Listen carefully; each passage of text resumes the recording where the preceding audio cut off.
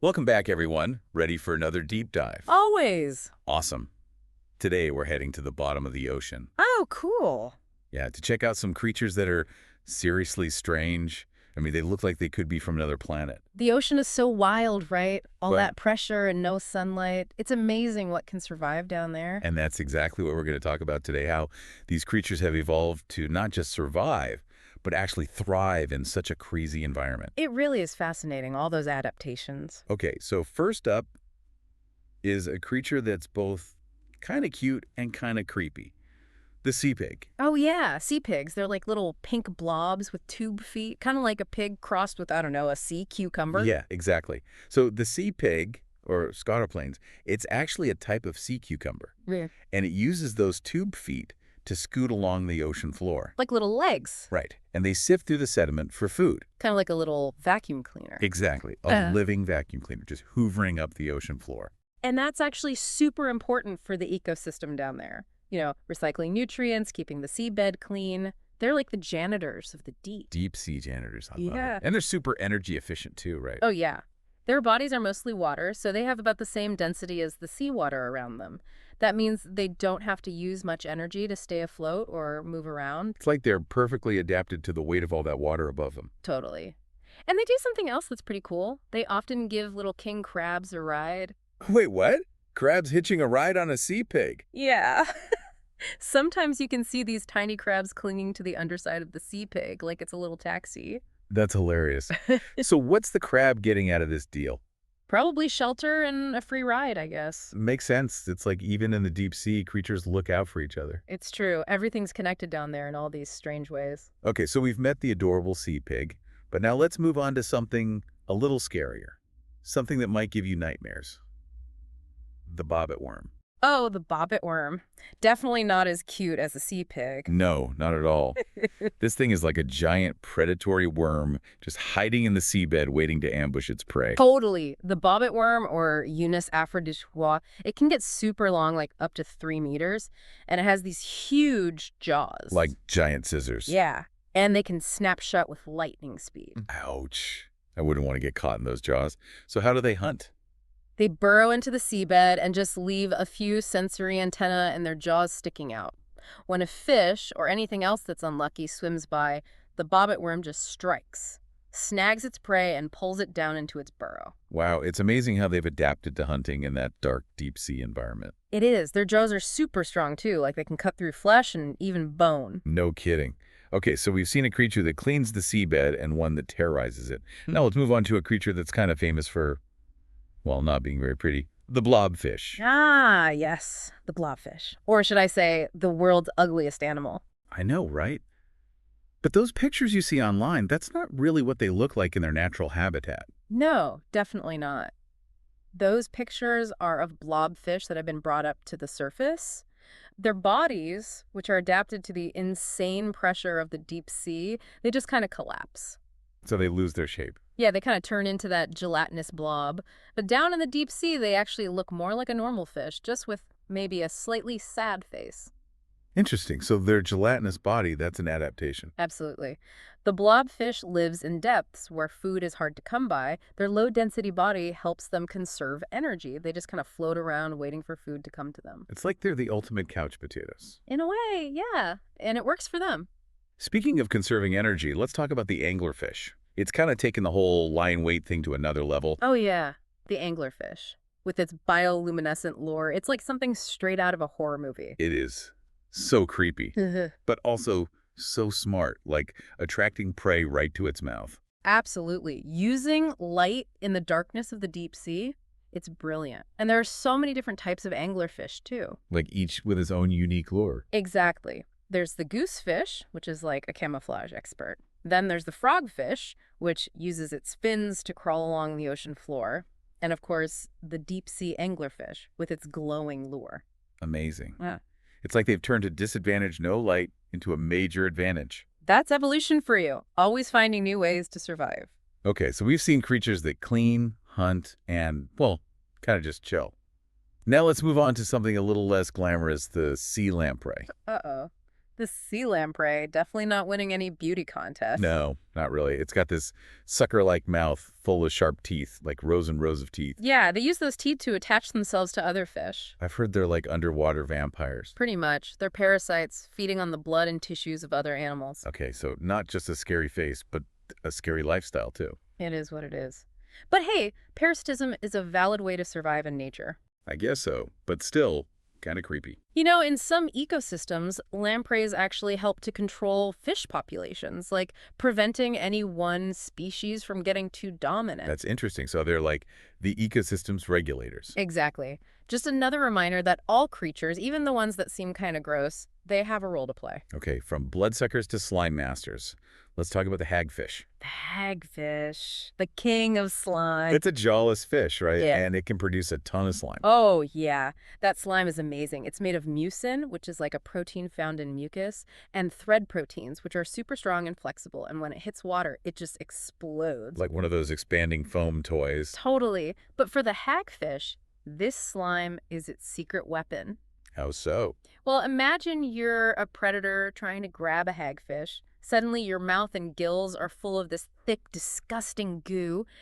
Not very appealing, right? I can imagine. And it makes the hagfish super slippery, too, so it can escape.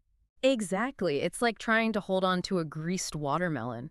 Plus, that slipperiness comes in handy when you're eating, too. Oh, yeah. They're scavengers, right? Yeah, they often feed on carcasses on the ocean floor, so that slime helps them wriggle into tight spaces to get to the best bits. It's like a multi-purpose tool. Defense, eating, everything. Evolution is so cool. It really is. Okay, we've seen creatures that clean, that hunt, that make slime. Now let's talk about a creature that looks like it came straight from a sci-fi movie. The barrel-eye fish. Oh, wow. The barrel-eye fish. That's a good one. Have you ever seen a picture of it? Yeah, it's got that transparent head, right? It does, like a dome over its head. And inside that dome are its eyes. They're tubular and they point upwards. So strange. I remember reading that scientists used to think they could only see what was above them. Yeah, but then in 2008, researchers figured out that they can actually rotate their eyes forward. Oh, cool. So they can see in front of them, too. Yep. And those tubular eyes are super sensitive to light, perfect for the deep sea. Wow. And what about that transparent head? What's that for? Well, they eat a lot of jellyfish, and that transparent head probably protects their eyes from getting stung by those tentacles. It's like a built-in shield. Pretty much. Amazing, right? It is. Okay, we're almost at the end of our deep dive today, but we have two more incredible creatures to talk about. Awesome. Can't wait. First up is the giant isopod. You might have seen it online. It's kind of become an internet star. The giant isopod. I love those guys. They look like giant pill bugs, you know, the ones you find in your garden. Exactly, like a supersized roly-poly. But they can get huge GE, like half a meter long. That's massive. Why are they so much bigger than regular pill bugs? It's called deep sea gigantism. A lot of creatures in the deep sea grow way bigger than their shallow water relatives, probably because of the cold temperatures, slower metabolisms, and not as much food down there. So being big is actually an advantage. What do they eat? Mostly, they're scavengers, cleaning up carcasses that fall to the ocean floor, like whale falls. Wow, the cleanup crew of the deep. But I've heard they can be pretty aggressive too, right? There was this video, I think it went viral, a giant isopod attacking a shark. What? No way. It was crazy. Lashed onto its face and wouldn't let go. So they're not just scavengers, they can hunt too. I guess so. Don't underestimate the giant isopod. I won't. Yeah. Okay, we've reached the last creature on our list for today, and I think it's the most beautiful one. The blue dragon. Oh, the blue dragon. It's stunning. Like something out of a fantasy book. It really is. It's a type of sea slug, but it looks nothing like the slugs we see on land. Not even close. It's got this amazing blue and silver coloration, and it has these appendages that look like wings. I know, it's like a tiny underwater dragon, and it actually floats on the ocean surface. It does. It swallows air and stores it in its stomach, which lets it float upside down. That's incredible. And what does it eat? This is the crazy part. It eats Portuguese man-o'-wars. Wait, seriously? Those things are super venomous. I know. But the blue dragon has a trick up its sleeve. It can actually store the stinging cells from the Portuguese man-o'-war in its own tissues. So it uses its prey's venom for defense. Exactly. So, yeah, beautiful but dangerous. Don't touch. Got it. Well, there you have it. Our whirlwind tour of some of the ocean's most amazing and strange creatures. So much weirdness down there. It makes you wonder what else might be lurking in the deep. We'll have to do another deep dive sometime soon. Definitely. You know, it's not just about how cool they look, right? These creatures, they can actually teach us a lot. Oh, yeah? Like what? Well, think about biomimicry. It's basically looking at nature's designs and trying to copy them to solve problems in our world. Ah, so we're taking inspiration from these deep-sea weirdos. I like it. Exactly. So remember how the sea pig moves through the sediment? Yeah, like a little underwater bulldozer. Well, engineers are looking at that to design better underwater robots. Sea pig robots. Okay, that's adorable. What would they be good for? Well, they could explore fragile environments like coral reefs, maybe even those hydrothermal vents, without disturbing things. So no more clunky robots with propellers that could break stuff. Right. We could have graceful sea pig robots. Exactly. Plus, think about how they filter food from the sediment. Oh, yeah? How about it? That could be useful for cleaning up pollution, maybe even oil spills. Wow, the sea pig is turning out to be pretty useful. Right. And speaking of useful, let's talk about the bobbit worm. Oh, back to the nightmare worm. As scary as those jaws are, scientists are studying them to, believe it or not, develop new cutting tools. Cutting tools, like inspired by a giant worm. I know, right? But they're incredibly strong and precise, so. So maybe they could make better scalpels or something. Yeah, for surgery. That's wild. Yeah. From deep sea horror to, like, medical marvel. I know, it's crazy. Okay, ready for another weird one. Hit me. The hagfish. And its slime. Oh, the slime. It's both disgusting and fascinating. It is. And it turns out it's also super useful. It's strong, flexible, and absorbent. Plus, it's biodegradable. So what can we do with it? People are looking at it for things like protective clothing, for firefighters or maybe people working with hazardous materials. So hagfish slime suits. Maybe. It could be lighter and more flexible than the stuff they use now, and it wouldn't pollute the environment when they're done with it. Wow. That's amazing.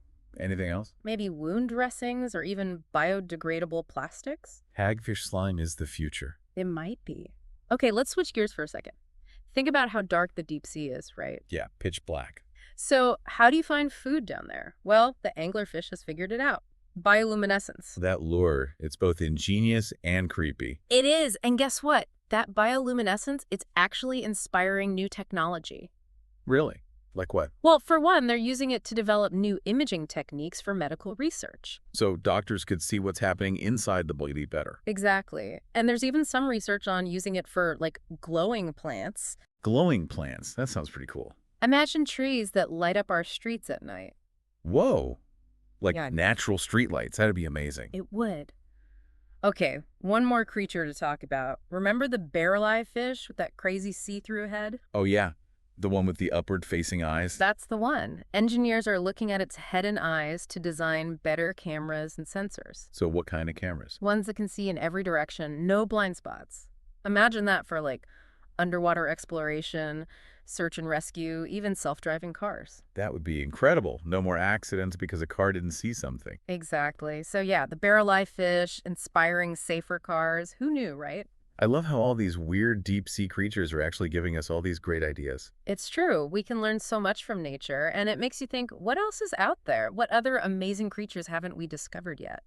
We've talked a lot about how these creatures are inspiring new technology, but I'm curious, what about their cultural impact? How they've shown up in stories and myths and stuff. Oh, totally. I mean, they're so strange, they totally make sense as sea monsters and stuff. Like the Kraken.